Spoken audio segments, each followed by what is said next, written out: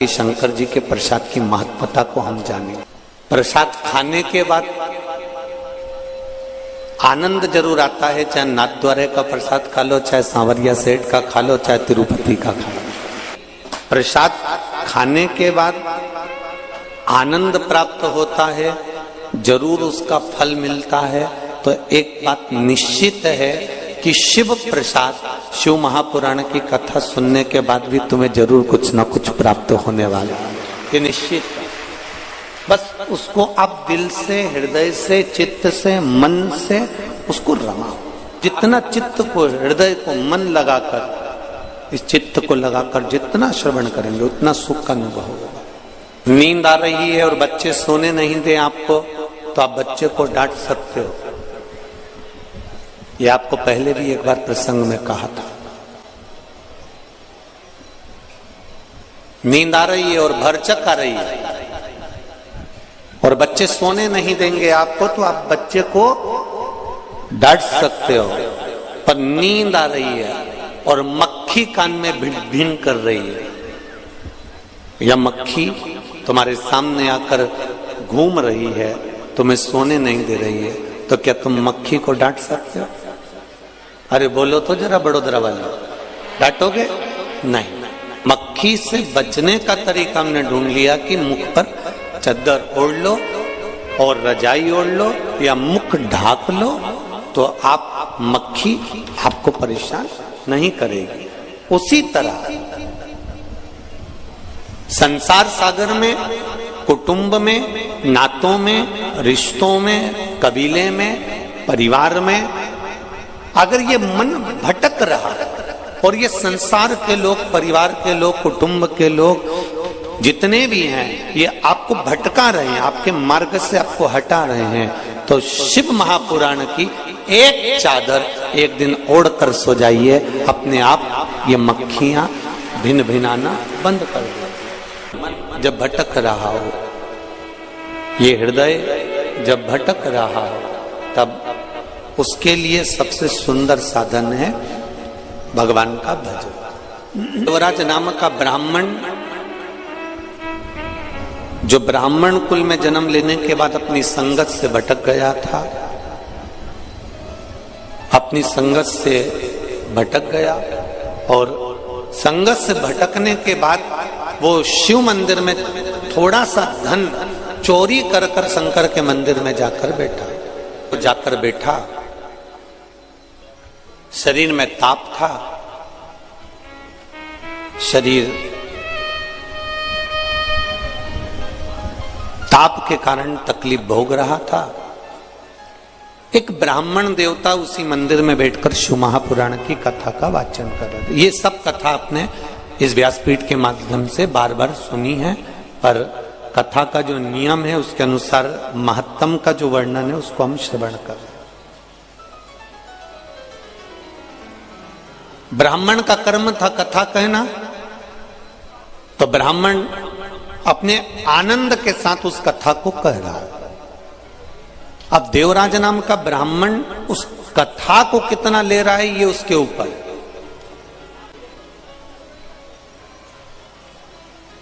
देवराज नाम का ब्राह्मण उस कथा को कितना प्राप्त कर रहा है, ये उसके हाथ में।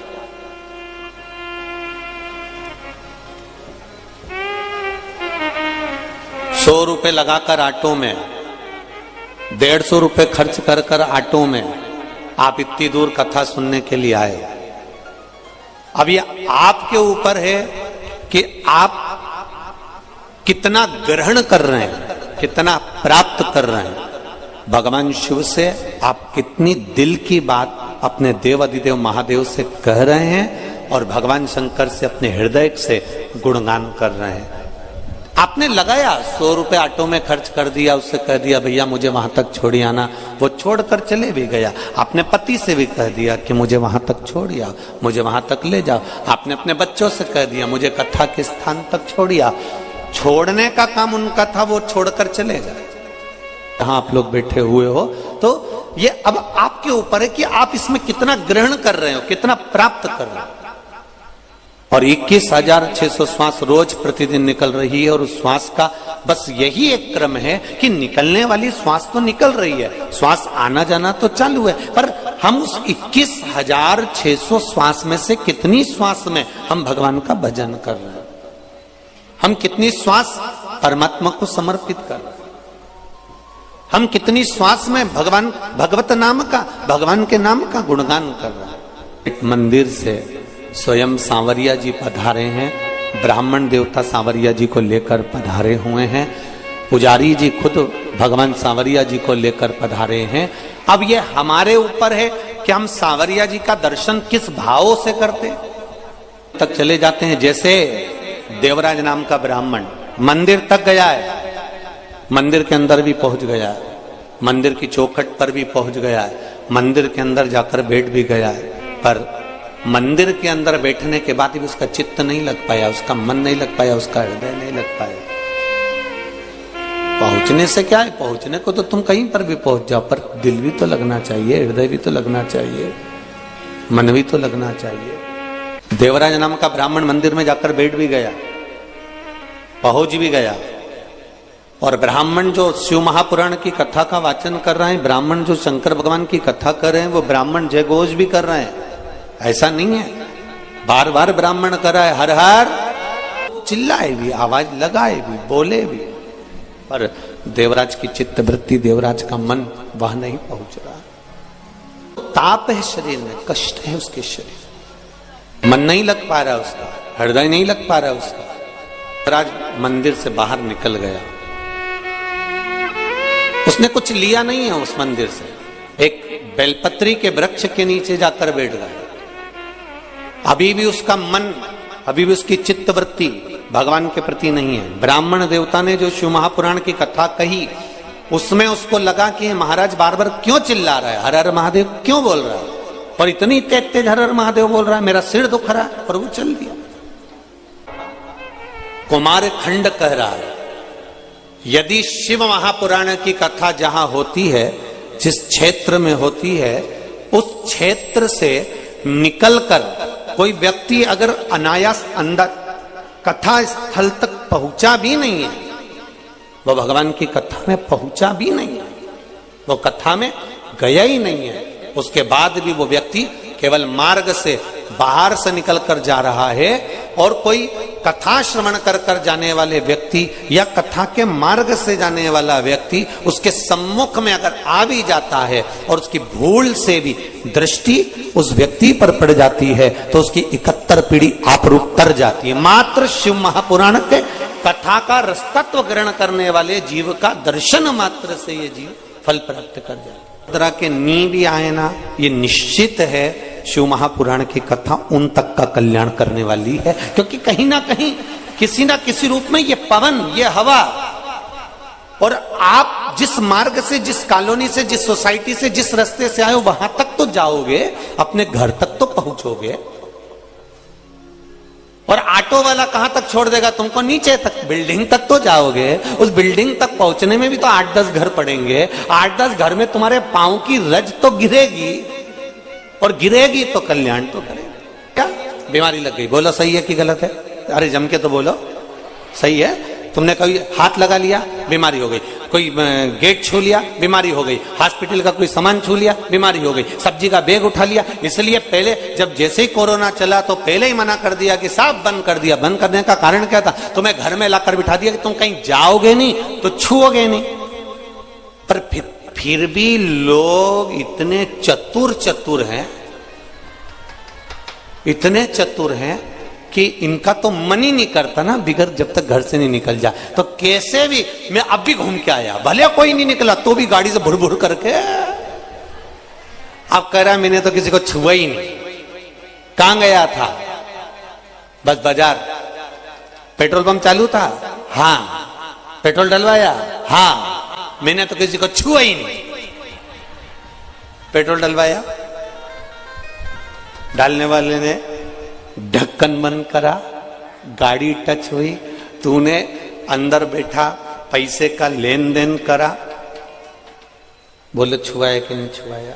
भले तुम्हारी दृष्टि में नहीं आया कि मैंने किसी को छुआ ही नहीं, तुम तो बिल्कुल कड़क, मैंने किसी को नहीं छुआ। कई लोग कहते हैं मैंने कभी किसी का बुरा ही नहीं किया। भगवान ऊपर से देखता रहता है, अरे ओ भेरू। भगवान भी कहता है मुझे सब मालूम है, तू ये मत सोच कि तूने किसी का बुरा नहीं करा, मेरे को सब मालूम है। अभी 3 दिन पहले की बात है, बैठा हुआ था बाहर गार्डन में और बैठे बैठे एक मच्छर तेरे ऊपर आके बैठ गया और तूने अब बोल रहा है कि मैंने किसी का बुरा ही नहीं किया। निपटाया कि निपटाया? अब कहे लोग कहने वाले मैंने किसी को नहीं छुआ, इसके बाद भी हमारे घर में बीमारी आ गई, समझ में नहीं आया, फिर भी कोरोना आ गया। स्पर्श मात्र से अगर कोरोना बीमारी फैल सकती है तो ये शिव महापुराण की कथा कर रही है, सुनकर जाने वाले के मात्र स्पर्श दर्शन उसके चरण की रज से भी मेरे शिव की करुणा हो सकती है। शायद शिव महापुराण की कथा चल रही है और प्रसाद का मतलब क्या होता है? प्रभु का साक्षात दर्शन। प्रसाद जो अपन लिखते हैं प्रसाद, उसका मतलब ही केवल इतना है कि प्रभु का साक्षात दर्शन। अब जरा विचार करिएगा, बहुत अच्छे से कथा सुनना। ये 7 दिन की शिव महापुराण की कथा, प्रसाद शिव महापुराण की कथा है। पूरा देश सुनने के लिए बैठा हुआ है और बड़ी ललकता से लोग फेसबुक यूट्यूब तक चालू कर करके बैठे हैं कि हमें प्रसाद की महत्वता समझना है। तो पहले तो सबसे पहले देवराज की कथा से प्रसाद की शुरुआत करते हुए अपन आगे बढ़ते हैं कि प्रसाद की मूलता क्या। तुम्हारा रिश्तेदार बद्रीनाथ गया और बद्रीनाथ से प्रसाद लेकर आया और तुम्हें दिया, बोलो दिया कि नहीं दिया? चलो जाने दो, अभी ये भी जान दो। आज की ही बात देख लो, हमारे बहेड़िया परिवार में हम लोग रुके हुए, अब आज हमारी ट्रेन भी लेट हो गई 3-4 घंटा। तो अब भगवान भी पूरी परीक्षा लेता है। जो आने वाली थी सुबह 7 बजे, वो आई सुबह 10-11 बजे। अब पहुंचे, फिर लाड लेके लाड लड़ाया, ठाकुर जी की सेवा करी, भोलेनाथ जी का पूजन किया, मंत्र जाप स्मरण कर कर कथा की तैयारी। कथा में पहुंच गए, फिर पूछा जजमान से क्यों, कितनी देर का रास्ता है? बस 10 मिनट में पहुंच जाएंगे।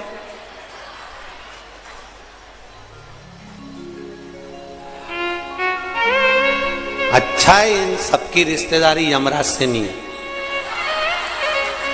नहीं तो ये यमराज इनसे पूछ ले, क्यों रे कमलाबाई को लेके जाना है, कितनी बजे आऊं? बस 10 मिनट में आ जा। और मालूम पड़े कमलाबाई उससे पहले की भग गई राम जी। अब इसका क्या ठीक है? अब ये बोले 10 मिनट का रास्ता है गुरुजी। स्टेशन से चले थे जब भी यही बोले थे 10 मिनट में घर पहुंच जाएंगे, और घर से चले भी कथा स्थल तक तो भी यही बोले 10 मिनट में कथा स्थल। और मालूम पड़े घड़ी का कांटा देख देख देख देख। अब हमने सोचा कि टाइम पे पहुंच जाएं तो कम से कम ये इतने पत्र आते हैं तो पढ़ने में आ जाते हैं। अब टाइम पे पहुंचे ही नहीं तो पत्र क्या खाक पढ़ो। अब 10 मिनट में, इतने में वो बच्चा गाड़ी चला रहा था, क्या नाम उसका, हम तो नाम स्मरण नहीं है हमको इतना। हमने उससे कहा जरा जल्दी चलाओ। उसने आगे वाले को फोन लगाया, जरा जल्दी चलाओ। आगे वाले ने आगे वाले को लगाया, जल्दी चलाओ। सबने लगा दिया पर चला कोई नहीं, सब वैसे की वैसे ही चला। और ऊपर से बचा कुचा था तो बाहर लगा दिए ने ढोल वाले। अब हमारे मन में आया भगवान अच्छी आज तो खुद परीक्षा लिए तूने, 10 मिनट का कह कर आधा घंटा निकाल दिया और बचा कुचा था तो ढोल नगाड़े ला के खड़े कर दिया। अब इनके बीच में थोड़ा, अब बेचारे इतनी देर से ढोल बजाए, अपन उनको नींव भी देखो तो उनको भी बुरा लगे। बताओ गुरुजी आया और फूला फूला चले गया तो मन लगता तो है। तो अब उनका भी बजा लो तुम तो बजा लो। अब ढोल वालों की भी आदत, दूल्हा सामने रहे तो और दम दम के बजाए, अब ढोल वाले भी बजा। अब उनको तो बड़ा, इसका नाम बिल्कुल सही है, बड़ोदरा ही अच्छा है, एकदम बढ़िया, इसमें कोई दिक्कत वाली बात नहीं, बढ़िया। अब विचार करा जाए जरा, एक विचार अपने चित्त में आए। कोई नाथद्वारा गया, नाथद्वारा से प्रसाद आया, हम जहां पर बहेड़िया जी के यहाँ रुके हुए हैं वहां प्रसाद भी पहुंचा। आज बाबा की कृपा थी, श्री जी बाबा की, तो प्रसाद पहुंच गया। प्रसाद का मतलब क्या होता है? प्रभु का साक्षात दर्शन तो है,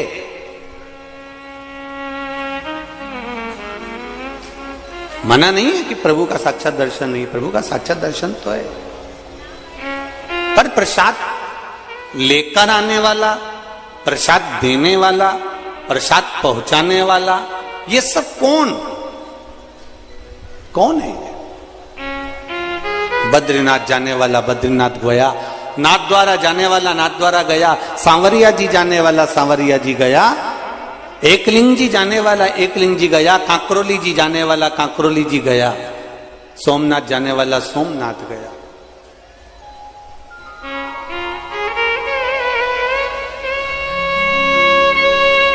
जाने वाला जा रहा है और लाकर प्रसाद तुम्हारे हाथ में दिया, उसका सार तत्व क्या है?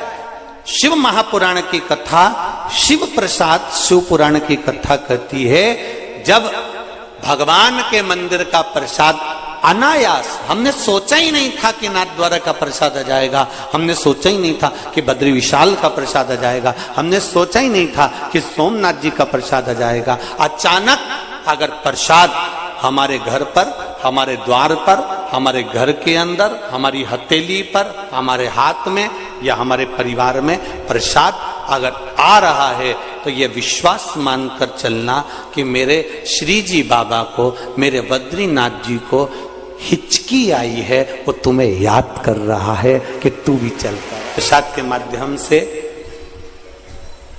प्रसाद देने के माध्यम से, प्रसाद के माध्यम से उसने ये खबर करवा दी, प्रसाद के माध्यम से उसने सूचना करवा दी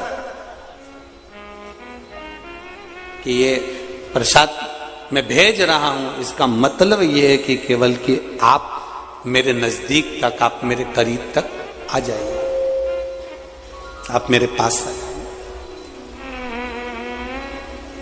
महाराज, प्रभु का साक्षात दर्शन। देवराज नाम का ब्राह्मण मंदिर को छोड़कर जब जाने लगा, मंदिर से बाहर निकलकर, जब देवराज नाम का ब्राह्मण मंदिर को छोड़कर जा रहा है, ब्राह्मण ने हर हर महादेव कर कर आवाज लगाई है, और आवाज लगाकर ब्राह्मण ने शब्द कहा, अरे बांधव थोड़ा रुकिए। देवराज नाम का ब्राह्मण मंदिर से निकल रहा है, उसके शरीर में ताप पड़ रहा है, बांधव जरा रुकिए, आप रुको थोड़ा।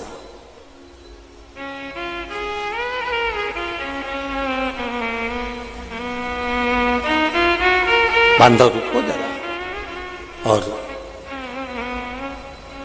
देवराज नाम के ब्राह्मण ने पलट कर देखा, मुझे किसने रोका है, कौन मुझे रोक रहा है, कौन मुझे रोक रहा है।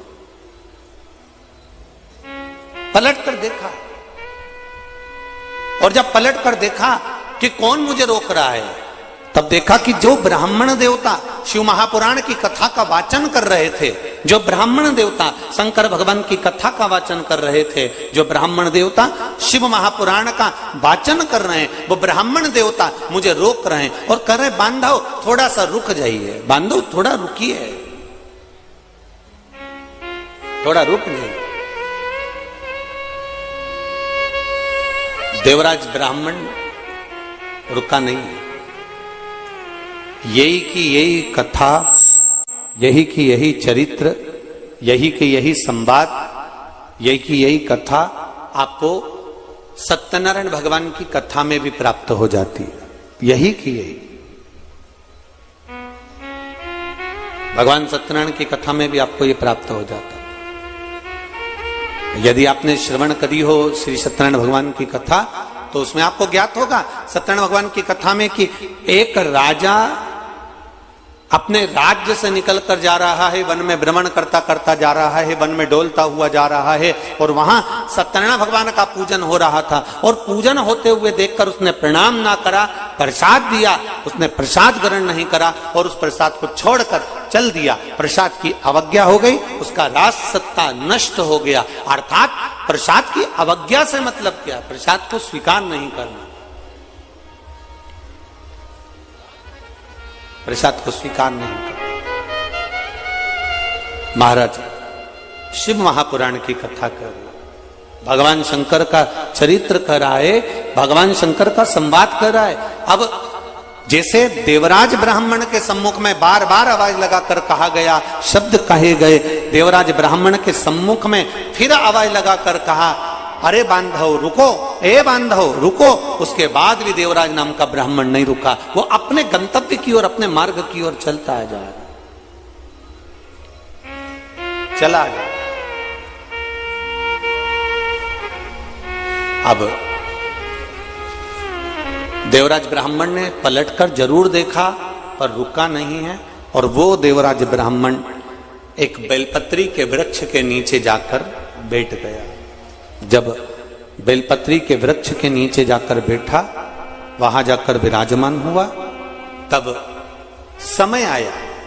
और ये कथा आप लोगों ने सुनी है कि यम के दूत आ रहे थे, उनको रोककर भगवान शंकर के गण आ गए, भगवान शिव स्वयं आ गए, और भगवान शंकर स्वयं आकर उनको लेकर जाने लगे। समर्पित होती है, भगवान शिव को जो समर्पित किया जाता है, भगवान शंकर को जो चढ़ाया जाता है, शिव से वापिस हम जो प्राप्त करते हैं वो शंकर भगवान की औषधि के रूप में प्राप्त करते हैं। अब एक बात बहुत अच्छे से ध्यान में रखिएगा,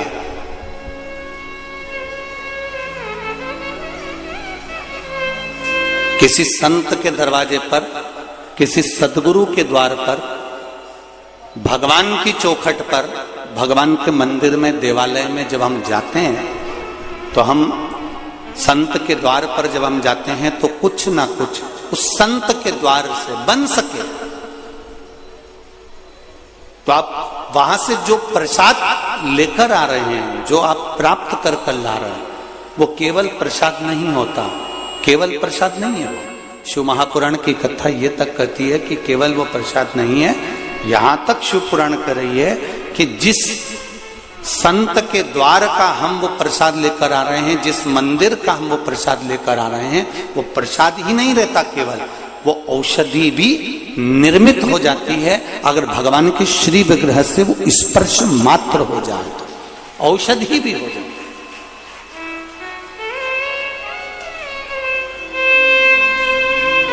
वो एक औषधि के तुल्य भी है।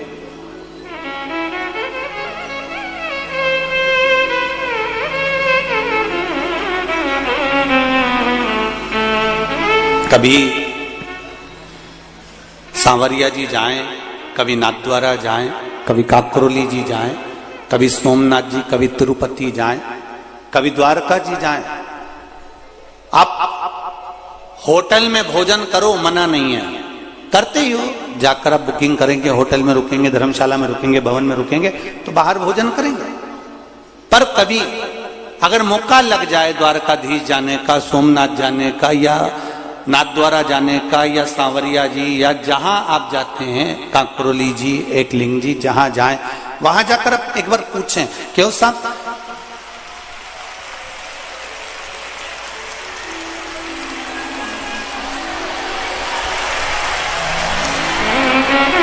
आप उनसे विनती कर सकते हैं कि साहब हमको यहां पत्तल प्रसाद मिल सकता है, या थोड़ा सा पत्तल प्रसाद प्राप्त हो सकता है क्या?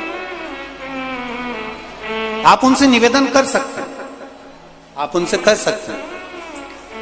और निवेदन जैसे 4 जगह शादी हो रही है, अब समझ लेना जरा, 4 जगह पर शादी चल रही है और एक जगह पर कहीं अन्नकूट महाप्रसाद चल रहा है, तो शिव महापुराण की कथा यहां तक कहती है कि वो 4 जगह पर 56 भोग क्यों ना बनाओ, उसको भी थोड़ी देर के लिए छोड़ दो, पर कहीं अन्नकूट की महाप्रसादी अगर हाथ में भी प्राप्त हो रही है तो वो हमको औषधि प्रदान कर देती, वो हमको सुख प्रदान कर देती, वो हमको अमृत तत्व प्रदान कर देती, वो हमको अमृत तत्व दे जाता है। अब देवराज नाम का ब्राह्मण जब चला, ब्राह्मण ने आवाज लगाई, बांधव रुको, देवराज नहीं रुका। जब देवराज देहली से बाहर हो गया, दरवाजे से बाहर हो गया, द्वार से बाहर हो गया, शरीर में ताप पड़ रहा था, शरीर में कष्ट हो रहा था। शरीर में ताप पड़ने के कारण जब वो दरवाजे से बाहर निकला, उस समय पर देवराज नाम के ब्राह्मण को वहां पर कुछ सामग्री, जैसे आपको पहले भी कथा में कहा कि शिव जी को जो चढ़ता है, शंकर भगवान को जो समर्पित होता है, बेलपत्री शिव जी को जो समर्पित होती है, जल जो शिव जी को समर्पित होता है, वो थोड़ा सा कहीं चरणामृत के रूप में, थोड़ा सा कुछ पंचामृत के रूप में देवराज नाम के ब्राह्मण को भी प्राप्त हो गया। बहुत अंतर है महाराज।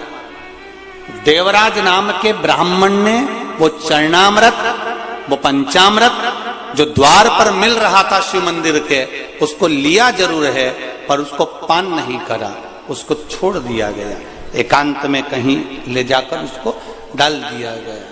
अब जरा ध्यान देना, कितना कितना हमारे यहाँ शास्त्र कह रहा है कि मान लो आपके सामने सांवरिया जी का प्रसाद आ गया, नाथ द्वारे का प्रसाद आ गया, बद्रीनाथ का प्रसाद आ गया, द्वारका जी का प्रसाद आ गया, तिरुपति का प्रसाद आ गया, या 12 ज्योतिर्लिंग में से किसी ज्योतिर्लिंग का प्रसाद आ गया, और मान लो आपका व्रत है और आप वो प्रसाद नहीं ग्रहण कर सकते, तो फिर क्या करोगे? शिव महापुराण की कथा कहती है, उसको हाथ में लेकर मस्तक से लगाकर भले आप दूसरे को प्रदान कर दो, पर प्रसाद अगर तुम्हारे पास में आया है तो उसका स्पर्श जरूर करिए। उस स्पर्श मात्र से भी आपको सुख का अनुभव होगा, मात्र स्पर्श मात्र।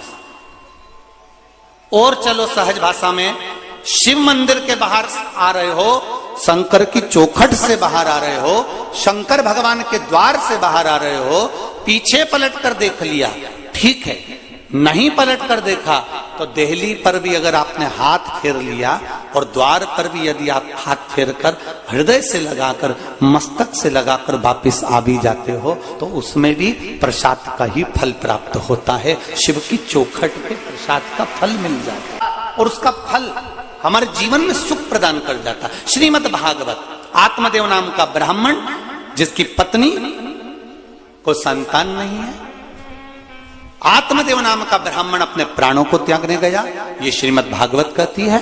और जाते जाते एक संत मिल गए, संत के चरण पकड़ लिया, बाबा मेरे यहाँ संतान नहीं है, आप कृपा करेंगे? होगी। संत ने कहा तेरे यहाँ 7 जन्म तक संतान का सुख नहीं है।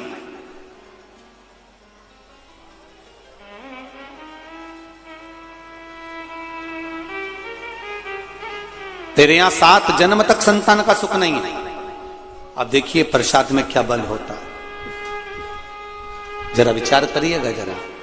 तेरे यहाँ 7 जन्म तक संतान का सुख नहीं है, आत्मदेव ब्राह्मण ने चरण पकड़ लिया है, आप कृपा करोगे तो संतान तो होगी, ये निश्चित है। आप अगर करुणा करेंगे, आप दया करेंगे तो मुझे संतान प्राप्त होगी, ये निश्चितता है, आप कृपा करिए। कहा मेरे पास आपको देने के लिए कुछ भी नहीं है। तब आत्मदेव नाम के ब्राह्मण ने कहा, संत की जो झोली होती है वो खाली नहीं होती है, उस झोली में संत के पास भले कुछ ना हो पर वो झोली में कुछ ना कुछ भरा जरूर होता है। मैं जानता हूं आपकी झोली में जरूर कुछ होगा और आप मुझे प्रदान करेंगे, ये निश्चित है, आप मुझे देंगे। देखिए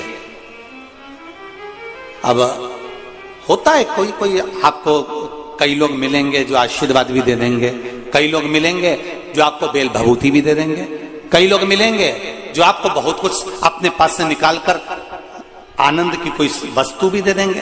पर शिव महापुराण की कथा कहती है, शंकर भगवान के पास जाओगे, शिव के द्वार जाओगे तो भगवान शंकर को आपने केवल एक लोटा जल जो चढ़ाया है, शिव को जो बेलपत्र समर्पित करी है, शिव को जो एक दावना चावल का समर्पित करा है, शंकर को एक फूल की अगर पंखड़ी भी चढ़ाई है, तो शिव कथा कहती है आपको मांगने की जरूरत नहीं पड़ेगी। जब आप पात्र लेकर घर जाएंगे तो शिव खुद उसको भरकर भेज देता है, उसमें मांगने की जरूरत नहीं पड़ती। शिव के मंदिर जा रहे हैं, एक लोटा जल चढ़ा रहे हैं, एक बेलपत्र चढ़ा रहे हैं, और बेलपत्र भी तुम नहीं लेकर गए हो, शिव जी पे चढ़ी हुई बेलपत्र उठाकर ही अगर हम शंकर भगवान को समर्पित कर रहे हैं तो ये निश्चित है उसका सुख हमको अवश्य प्राप्त हो।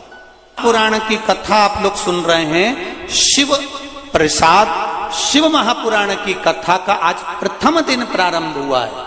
ये निश्चित है इस पंडाल में भले आपको प्रसाद मिले ना मिले, क्योंकि शिव महापुराण का मूल प्रसाद है शिव कथा, और आप लोगों से भी निवेदन है ये जो कथा का प्रसाद मिलता है यही प्रसाद हमको जनमानस तक पहुंचाना है, और इसी प्रसाद से ही बाबा कृपा कर सकता है, उसका जो आनंद है वो हमें प्राप्त हो सकता।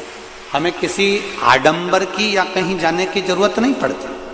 आत्मदेव नाम का ब्राह्मण श्रीमद् भागवत में कहा संत के चरण पकड़ लेता है और संत से कहता है आप अगर कृपा करेंगे तो मेरे को अवश्य संतान की प्राप्ति होगी, आप करुणा करिए, आप कृपा करिए, आप दया करिए।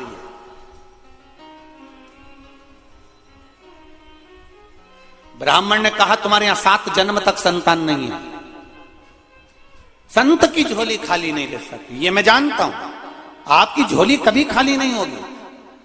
संत यदि साधु गुरु ब्राह्मण संत सन्यासी तपस्वी साधक उपासक मात्र अपनी दृष्टि ही दे देते हैं तो वो भी किसी प्रसाद से कम नहीं होती, उनकी दृष्टि से भी हमारा कल्याण निश्चित हो जाता है। या संत का चरण नहीं माना, संत ने अपनी झोली में से फल निकाल कर दिया, ये श्रीमद् भागवत कहती है। वो फल देकर कहा ये तेरी पत्नी को खिला देना, और वो फल प्रसाद का मिला था, और वो फल प्रसाद का उसने अपनी पत्नी को दिया और कहा गर्भ ठहर जाएगा। और पत्नी ने क्या करा, आप लोगों ने तो खूब भागवत सुनी, बड़ौदा में तो खूब भागवत होती, बड़ोदरा के अंदर। फिर क्या हुआ, वो फल उसने किसको खिला दिया, जम के बोलो जरा, गाय को खिला दिया।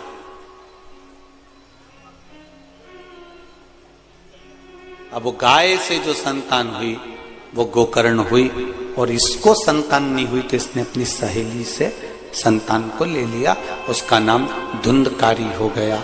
एक जरा सा प्रसाद का अपमान हुआ था, और वो प्रसाद का अपमान इतना हुआ कि धुंधली को कुएं में कूद कर अपने प्राणों को त्यागना पड़ा। एक बात आप लोगों से थोड़ा सा कहना चाहेंगे, थोड़ा अगर आप लोगों को अच्छी लगे जिंदगी में तो उतारिएगा जरूर। हमारे यहाँ शिव महापुराण में लिखा है शंकर भगवान का जो प्रसाद होता है, चलो शिव पुराण का नहीं मानो तो स्कंद पुराण का मान लो। 16 सोमवार संकट सोमवार आप में से किसी ने करें? 16 सोमवार कोई करें यहाँ पर? संकट सोमवार किसी ने व्रत करें? बहुत से लोगों ने रखो 16 सोमवार संकट सोमवार के अगर कोई व्रत करता है, 16 सोमवार के व्रत करता है, तो उसमें जो प्रसाद बनता है चूरमे का, और जब उद्यापन होता है, उद्यापन में जो प्रसाद बनता है उस प्रसाद को उसी दिन समाप्त करना पड़ता है।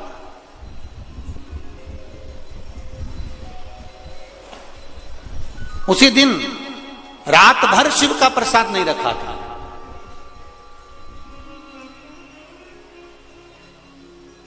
ये अब तो बहुत ज्यादा संख्या में भीड़ होने लगी, इसलिए बेलपत्री व्यासपीठ से देना बांटना बंद कर दिया।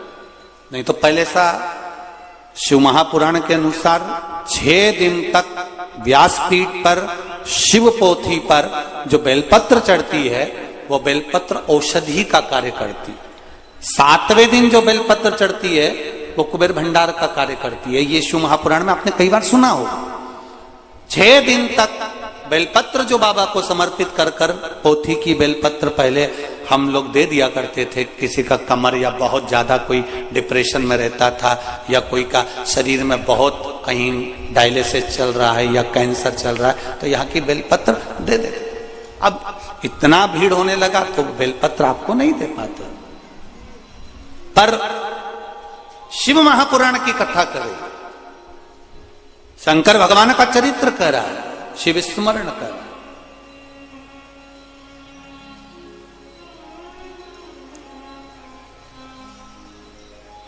कि मात्र बेलपत्र का दर्शन ही,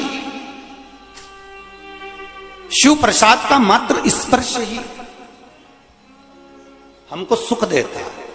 और हम जब व्यासपीठ से बेलपत्र देते थे तो हम एक बात जरूर कहते थे कि इस बेलपत्री को रात भर नहीं रखना, आप रात से पहले इसको प्रसाद के रूप में जो लेकर गया है वो चबा चबा कर उसको खा ले। ये हमने पहले की कथाओं में आपने सुना होगा। किस किसने सुना है? सुना है सबने? तो पहले की कथा में आप लोगों ने श्रवण किया होगा। हम कहते थे इसको रात भर नहीं रखना, इसको पूरा चबा चबा कर खा लेना। उसका तत्व, क्योंकि जैसे जैसे रात्रि बढ़ती चली जाती है, जैसे जैसे रात्रि का क्रम बढ़ते चले जाता है, भगवान शंकर का जो प्रसाद होता है उस प्रसाद पर भगवान शंकर के गणों का हिस्सा प्रारंभ हो जाता है। भगवान शिव के गणों का हिस्सा प्रारंभ हो जाता है।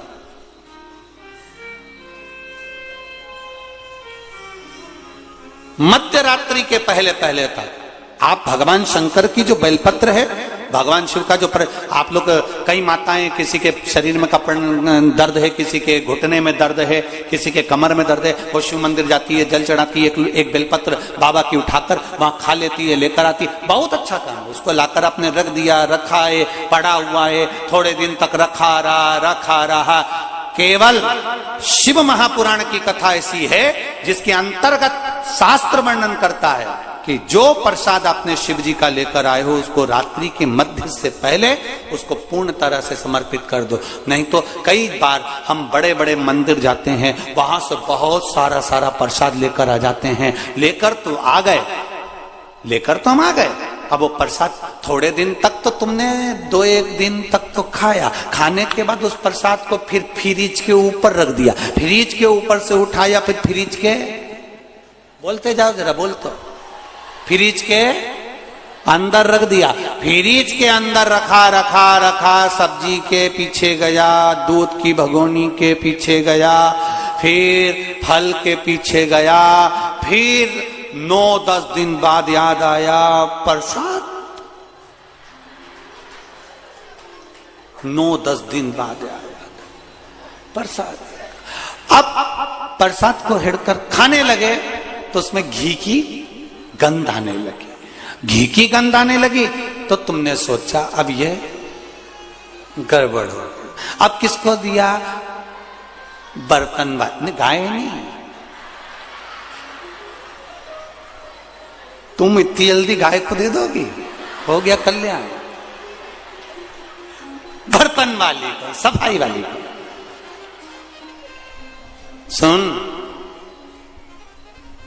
मैं वहां गई थी ना, मां से बहुत सारा प्रसाद ले आई थी, रखा है तो ले जाना, सबको दे देना।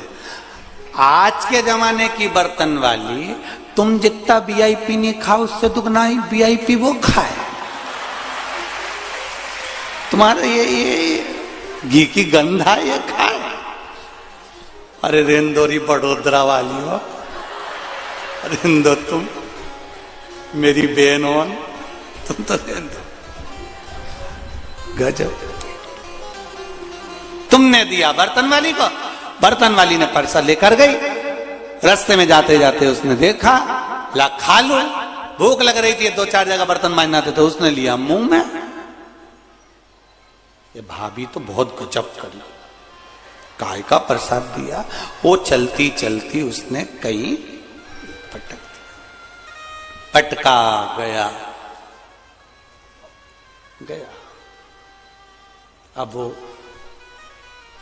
गाय के पास गया, जमीन पर गया, गटर में गया कि कहां गया, उसका दोष उसी को लगेगा जो लेकर आया।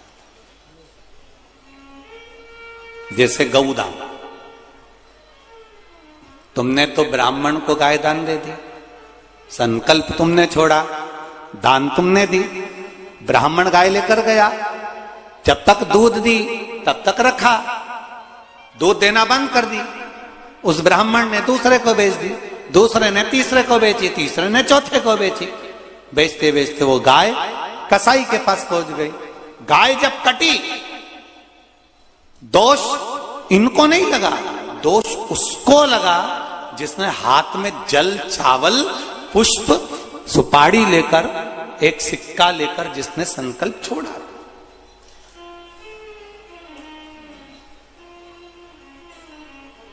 बेटी का कन्यादान अगर पिता करता है और बेटी को अगर ससुराल में दुख होता है, जितने लोग रिसेप्शन में आए हैं दुख उनको नहीं होगा। बोलो रीजी जी, होगा? सबने गुलाब जामुन खाई और बेटी को दुख आया तो सब छाती तान के खड़े हो कि बेटी को दुख कैसे आ गया? कोई नहीं बोलेगा, सब मुंडा बंद करके बैठ जाएंगे, सब खा पी के गए। लिफाफा 500 का तुम्हें दे गए और तुमसे 500 कदम की दूरी बना गए कि अब इस शादी के मामले में हमसे बात मत करना कि सुख है कि दुख है। पर जिसने कन्यादान करा वो बाबुल रोएगा कि नहीं रोएगा? वो बाप रोएगा कि नहीं रोएगा? वो मां रोएगी कि नहीं रोएगी? अगर बेटी को दुख होगा तो संकल्प देने वाला उसको रोना पड़ता ही है। तुमने संकल्प दिया और तुमने दी गाय, और वो गाय अगर दुख पा रही है, वो गाय अगर भूखी है, वो गाय अगर प्यासी है, वो गौ माता अगर कसाई के हाथ कट रही है, तो दुख तुमको भोगना पड़ेगा, नरक तुमको भोगना पड़ेगा। अब तुम कहोगे हमने तो ब्राह्मण को दे दी थी, तो ब्राह्मण को दी तो ब्राह्मण ने क्या तुमसे जाकर कहा था कि मुझे गाय ला कर दो? और ब्राह्मण ने यह कहा था कि वो गाय तुम मुझको देना तो मैं संभाल लूंगा? तुमने कहा हमारे दादाजी चले गए तो गौदान करना है, हमने दादी जी चली गई तो गौदान करना है। इसलिए हमारा सनातन धर्म कहता है गाय उसी को दो जहां पर गौ माता की सेवा हो सके। बेटी को ऐसी जगह मत दो कि बहुत धन देख लिया। बेटी को देने से पहले ये देखो कि जिस जमाई के साथ बेटी को दे रहे हो, जिस लड़के के साथ बेटी को ब्याह रहे हो, वो बेटी को सुखी रखेगा कि नहीं रखेगा। मालूम पड़े पेट्रोल पंप देख लिया ने, गाड़ी ने बंगला देख लिया और रोज बेटी आंख से आंसू ढाल ढाल के रोए अपने पापा से के पापा कहाँ दे दी? धन की अपने यहाँ कमी थी क्या बाबूल? अगर देखना था तो लड़का तो अच्छा दिखना था। मदिरा का नशा करता है, व्यसन करता है, गालियां देता है, अपशब्द कहता है, तो ऐसा धन किस काम का? वो संपदा किस काम की?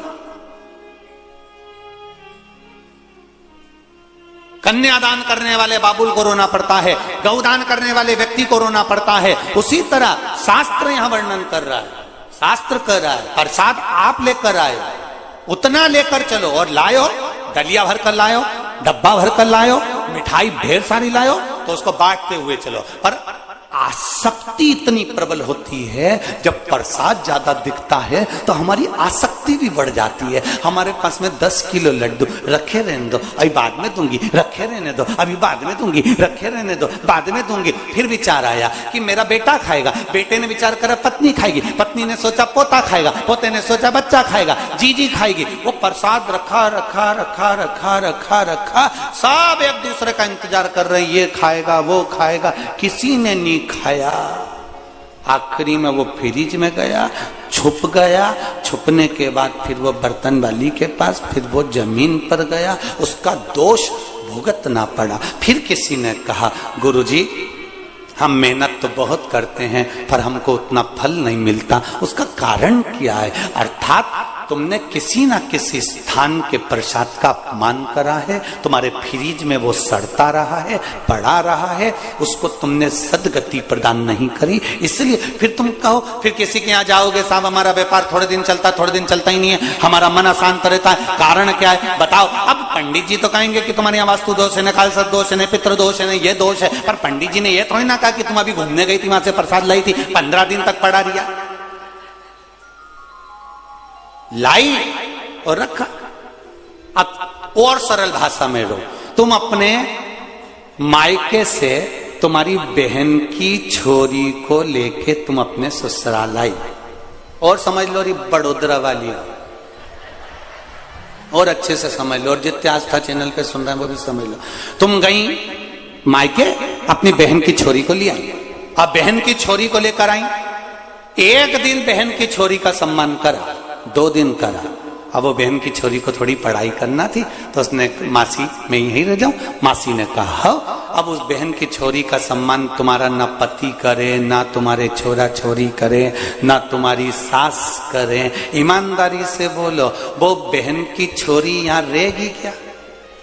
बोलो बोलो, जम के बोलो, नहीं रहेगी ना? वो तो कह देगी मासी, ओ मासी। मासी बोले हाँ बेटा, ये सब लगाते मुझे फांसी, मैं जा रही हूं मासी। अब वो तो छोड़ी और चल। उसने कहा बेटा तुझे अच्छा नहीं लग रहा? नहीं मासी ऐसी कोई बात नहीं, मैं तो ठीक हूं। नहीं बेटा किसी ने कुछ कह दिया? नहीं मासी ऐसी कोई बात नहीं। वो चेहरे से पहचान गए। उसी तरह जब तुम इतने लाड़ प्यार से अपनी बहन की छोरी को लेकर आए, उसका आदर नहीं हुआ तो बहन की छोरी नहीं टिकती है। और दूसरी बार वो बहन की छोरी से तुमने कहा चल मेरे घर, अब आएगी? अरे बोलो तरी, उधर टेंट वाले बोलो जरा, आएगी? नहीं आएगी। क्यों? एक बार गई थी और इसने सम्मान नहीं करा, क्या करना? और वो 4 जगह कह देगी चले मत जाना मासी के यहाँ। उनकी सास और उनकी औलाद बहुत मुंह सड़ा है। जैसे तुमने बहन की छोरी के लिए कहा वैसा कि वैसे ही प्रसाद में, कभी मत जाना इसके घर में। प्रसाद खाने के नाम छोरा कहे मैं डाइटिंग कर रहा हूं, छोरी के मम्मी तो ऑयली में नहीं खा सकती। सास के मेरे मुंडा में सोफा सेट हुई तो मुझसे तो चबे ही नहीं। और पति के मुझे ये ढोंग प्रपन पसंद नहीं। तो फिर बच्ची तू अकेली, तो बहन की छोरी को क्यों लाई? समझ गए? समझ में आ रहा है कि नहीं आ रहा है? समझ में आ रहा है ना? हाँ, नहीं तो भाषा का अंतर आ रही है थोड़ा बहुत। हम मध्य प्रदेश के, तुम गुजरात के। कहीं अगर थोड़ी बहुत आ जाए तो ठीक है, नहीं आए तो पड़ोसन का मुंडा देख ले, बस उतने में समझ जाना कि इसको समझ में आ गया, मतलब अपने को। ठीक है, अब उसमें तुम्हें समझ जाना है तब। अब बहन की छोरी को लेकर अब कौन आ रहा है? अब भगवान कहे कि अब प्रसाद का इसके यहाँ सम्मान नहीं है। जब प्रसाद का सम्मान नहीं मतलब मेरा सम्मान नहीं, तो भगवान उसको स्वीकार नहीं कर। तात के 2 टुकड़े हो गए थे,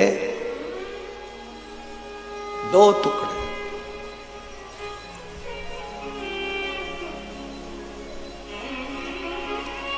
तो नारी को भी आधा आधा ही फल प्राप्त हुआ था। जरासंध की मां, सुनिए कथा। राजा जरासंध की माता के पास में, राजा जरासंध के पिताजी तप कर रहे हैं, देवता प्रसन्न हो गए, फल दे दिया, पर 24 घंटे के अंदर रात्रि होने से पहले यह फल खाना चाहिए। राजा जरासंध के पिता की 2 पत्नियां थी। फल भेजा, पक्षी को बुलाया, पक्षी जल्दी आ, ये फल ले जा, मेरी पत्नी को दे दे, रात होने से पहले खिलाना, ये फल ले जा, ये शिव का प्रसाद है, ले जा। फल पहुंचा पत्नी के पास में। पत्नी ने विचार करा, हम राजा की 2 पत्नियां, फल एक है, क्या करना चाहिए? काट कर खा लेना चाहिए। दोनों ने आधा काट कर खा लिया। राजा को लगा कि मेरे यहां संतान नहीं थी, भगवान ने कृपा कर दी, मेरी दोनों रानियां गर्भवती हो गई। जब इनके गर्भ से संतान हुई, गर्भ से जब औलाद हुई, संतान हुई, तो आदिनाक, 1 कान, 1 आंख, 1 हाथ, 1 पांव, एक रानी के गर्भ से हुआ। 1 आंख, 1 कान, 1 हाथ, 1 पांव दूसरी रानी के गर्भ से हुआ।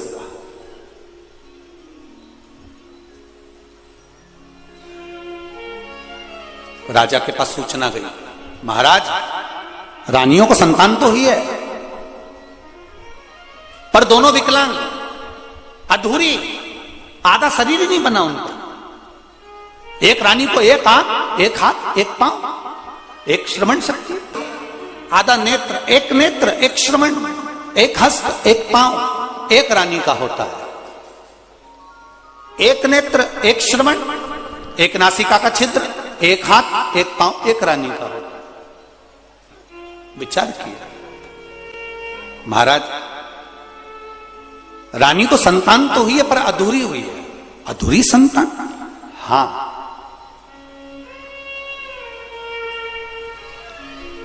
क्या करा जाए? फेंक दिया जाए उसको, कहीं जमीन में गाड़ दिया जाए। आदि आदि संतान को एक नारी को दिया, दासी को, जाओ इसको जंगल में फेंक दो। जंगल में ले जाकर फेंक दिया। रानी रोती रही, हमारी औलाद भी दी भगवान ने तो आदि आदि दी। ऐसी कैसे हो गया, कैसे हुआ है? रो रही, आंखों से अश्रु बह रहा है रानियों के। राजा ने पूछ लिया अपने गुरुजी से, गुरुवर बताइए, मेरे घर में संतान होना थी, जब भगवान ने फल दिया था, प्रसाद दिया था, वो प्रसाद के कारण भगवान बोले थे कि तेरे घर में संतान हो जाएगी, तो फिर संतान आदि आदि क्यों हुई? भगवान देव अधिदेव महादेव ने कह दिया, राजन तेरे यहां जो संतान हुई है, मेरे प्रसाद का हिस्सा आधा आधा कर दिया गया था, इसलिए संतान भी आदि आदि हुई। बच्चा पड़ा हुआ है, एक टुकड़ा इधर, एक टुकड़ा उधर पड़ा है। वहीं से एक राक्षसी निकल कर जा रही थी जिसका नाम था हुई।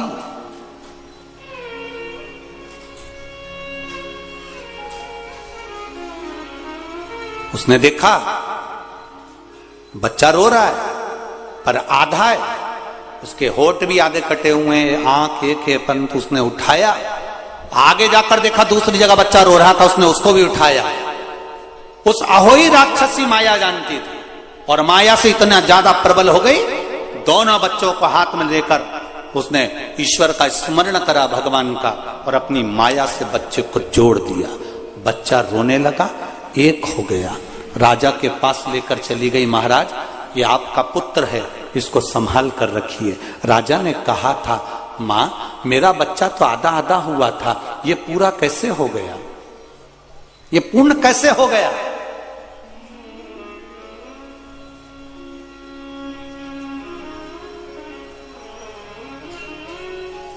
उस अहोई राक्षसी ने महाराज को गोदी में बच्चा दिया और महाराज को हथेली पर उठाकर अहोई लेकर चली गई। श्रीमद् भागवत का यह संवाद बड़ा सुंदर है। प्रसाद की महत्वता में अपने से श्रवण करें। अहोई ने उठाया, जरासंध के पिता को हाथ में लेकर गई और राजा पूछ रहा, ये मेरा बच्चा तो टुकड़े में हुआ था, एक आंख, एक नासिका का छिद्र, एक हाथ, एक पांव, इसका दूसरा टुकड़ा अलग था, ये एक कैसे हो गए? अहोई ने ले जाकर एक शिवालय में जरासंध के पिता को बिठा दिया और कहा, जिस शिवालय की मैं आराधना करती हूं, जिस शंकर का मैं गुणगान करती हूं, मैं हूं राक्षसी, पर मैं शिव का भजन करती हूं और शंकर का स्मरण करती हूं। इन शिव के जल से मैंने आपके पुत्र को फिर जीवित कर दिया, एक कर। सुनो राजन, आपके बेटे को कोई नहीं मार सकता, बड़ा वीर बनेगा, प्रबल बनेगा, वीरता में प्रखर होगा, पर जिस दिन इसके शरीर के टुकड़े कर कर विभाजित कर कर फेंक दिए जाएंगे, उस दिन ये समाप्त हो जाएगा।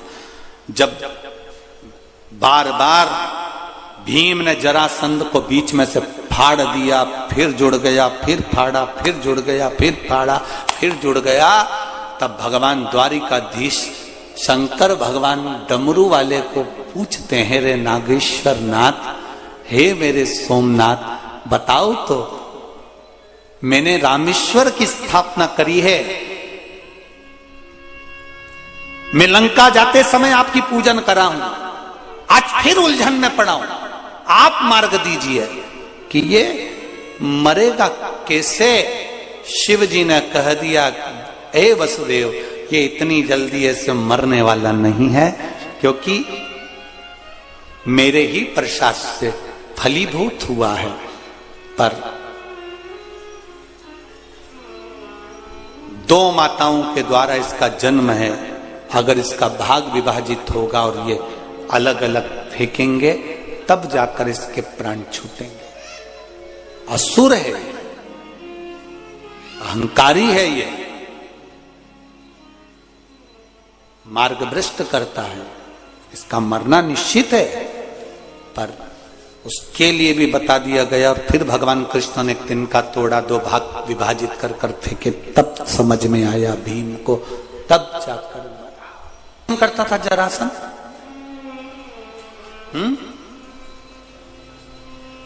उसके पिताजी किसको मानते थे? भगवान शिव को, क्योंकि अहोई ने बताया था कि शिव जी के द्वारा प्रकट हुआ है, शंकर भगवान के द्वारा वापिस जीवित हुआ है। और जो अहोई ने शिव के द्वार ले जाकर छोड़ा था, तो वो अहोई को आज तक लोग पूछते हैं। और यहां पूछते कि नहीं पूछते ये नहीं मालूम, पर मारवाड़ में आज भी अहोई अष्टमी होती है, जिसमें संतान देने वाली माता की पूजन होती है। अब उनको कौन बताएगा कि ये वो अहोई है जिसने जरासंध को जीवित कर दिया था, दो भाग से एक कर दिया था। आज भी अहोई अठे होती है, अहोई अष्टमी की पूजन होती है। यहां कोई करता कि नहीं करता मालूम नहीं, पर मारवाड़ में आज भी अहोई अष्टमी की पूजन की जाती है। जरासंध के पिता भी शिव की पूजन करते थे, जरासंध भी शिव की पूजन करते थे। ऐसा नहीं कि पांडव शंकर की पूजन नहीं करते थे, पांडव भी शिव की पूजन करते थे। ऐसा नहीं कि कौरव शिव की पूजन नहीं करते थे, कौरव भी शिव की पूजन करते थे। जब तो भीम, जरासंध और दुर्योधन ये तीनों शंकर की आराधना करने गए, तीनों शिव तत्व को पाने के लिए गए। कितना बलवान! शंकर भगवान पर जल चढ़ाया, उठाया, आचमन करा, शिव पे जल चढ़ाया, उठाया, आचमन करा। इसके सिवाय ना अन्न खाना, ना फल खाना, ना कुछ प्राप्त करना। जरासंध, दुर्योधन और भीम तीनों मित्र थे प्रबल, बैठ गए शिव की आराधना में। शिव को जल चढ़ाते थे, आचमन करते थे, जल चढ़ाया, आचमन करा, ना फल खाना, ना कुछ अन्न खाना। ऐसे हजारों वर्ष निकाल दिए ने, यही करते करते कई वर्षों की तपस्या कर ली इनने, केवल शिव जी पे चढ़े हुए जल से।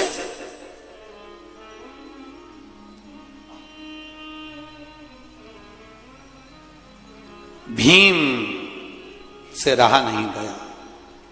भीम ने कह दिया, मुझे बहुत भूख लग रही है जरासंध, दुर्योधन मुझे भूख लग रही है। दुर्योधन कहने लगा, तू तो बड़ा भूखा व्यक्ति है, तुझे बड़ी भूख लगती है। हम शंकर भगवान को चढ़ा हुआ केवल चढ़ना मत लेंगे, इसके सिवा कुछ नहीं लेंगे, तेरी मर्जी पड़े जहां चले जा। अब इन दोनों ने चढ़ना मत लेना प्रारंभ करा। भीम उठे, फल खाने चले गए और इतने में शंकर भगवान प्रकट हो गए और शिव जी प्रकट होकर बोले, मांगो तुमको क्या चाहिए, क्या दूं मैं तुमको? जरासंध और दुर्योधन ने दोनों ने कहा, हमको 20-20 हजार हाथी का बल दे दीजिए। जरासंध और दुर्योधन करें, 20-20 हजार हाथी का बल दे दीजिए हमको, इतना प्रबल बल हमको चाहिए। शंकर भगवान ने कहा तथास्तु, दिया 20 हजार हाथी का बल।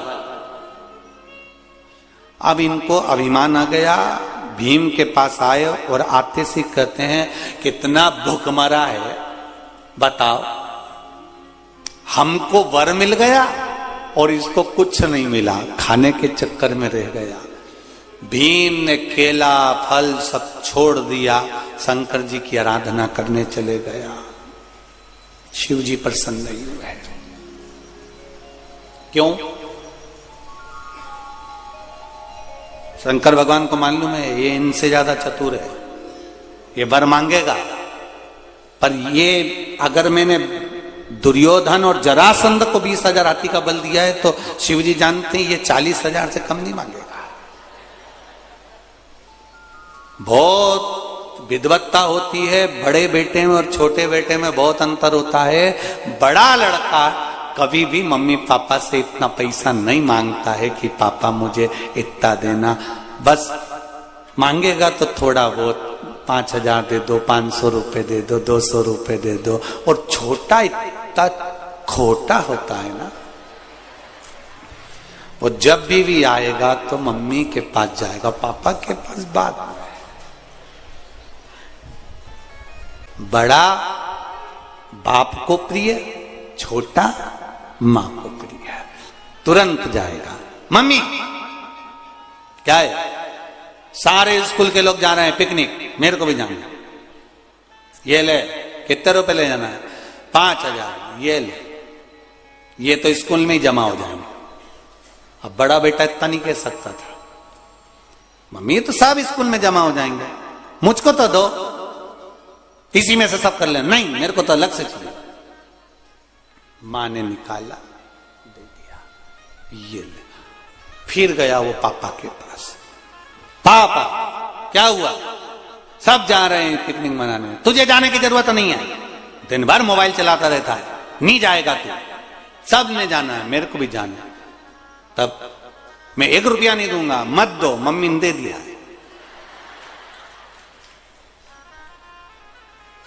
ठीक है, चले जा। मम्मी ने तो स्कूल में जमा करा था, 1 रुपया भी मेरी जेब में नहीं है। सब कहते हैं बाप इतना पैसे वाला, औलाद को देखो एसी दे रही, और सारे दोस्त चाउमीन खाएंगे और मैं नहीं खाऊंगा, अच्छा लगेगा? पापा ने 200 रुपये, 200!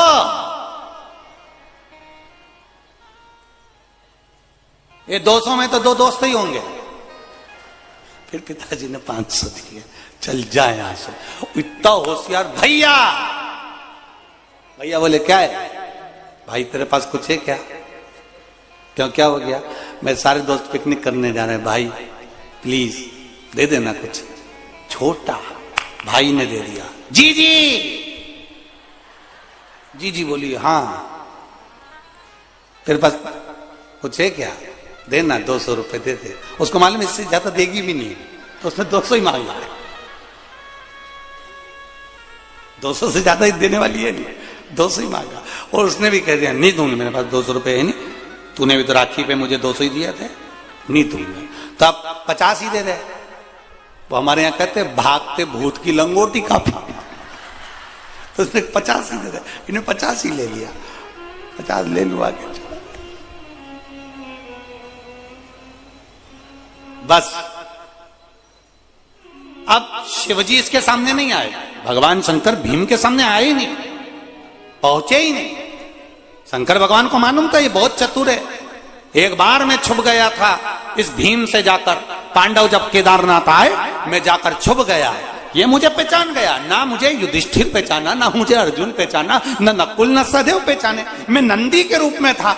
इसने इतनी चतुरता करी कि एक पर्वत पर पांव रखा, दूसरे पर्वत पर पांव रखा, और क्या कहे, सारे पशुओं को दौड़ाओ, मेरे नीचे से इधर से निकालो।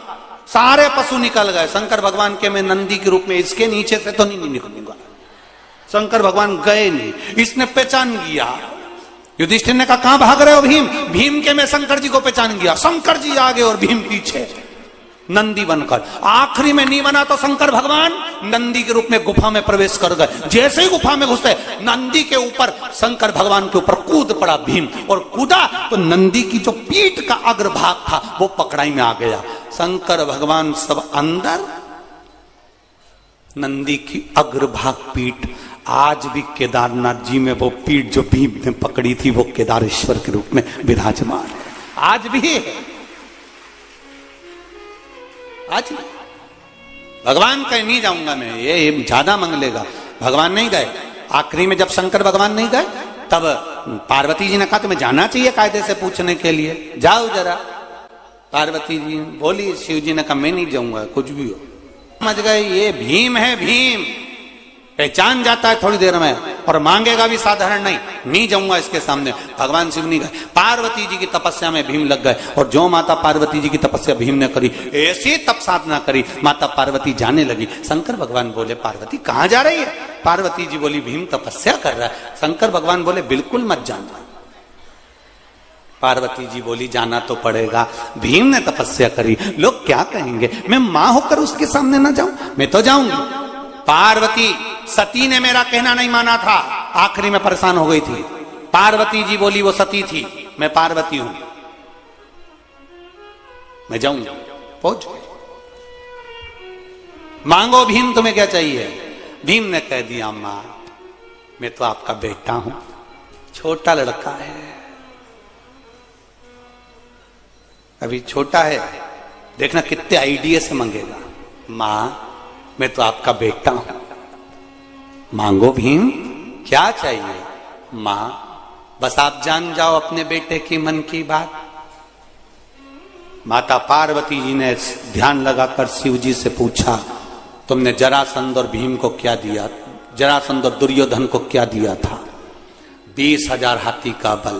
पार्वती जी बोली भीम पुत्र मैं तुझे 40,000 हाथी का बल देती हूं। भीम बोले मां मुझे नीची है, 500 में क्या होगा। छोटा बोला, छोटा पुत्र 500 में क्या होगा। मां मुझे नीची है, ये 40,000 हाथी का बल का मैं क्या करूंगा। मां बस आप कृपा करो। भीम कुछ तो मांग, मैं क्या दूं तुझको। उन दोनों को तो 20,000 हाथी का बल मिला, मैं तुझे 40,000 हाथी का दे रही हूं। नहीं मां तू मेरे मन की दशा जान जा, तू मेरी मां है, तू माता पार्वती है, तू मुझे पहचान तो मैं तेरा पुत्र हूं। शंकर भगवान ऊपर डमरू बजाने लगे, सुनना ही मती। कई बार कथा चलती है और किसी को तकलीफ होती है तो डीजे की आवाज तेज कर देते हैं। डीजे की आवाज तेज कर दो, महाराज बोलता रहेगा, इनकी सुनाई नहीं देगा।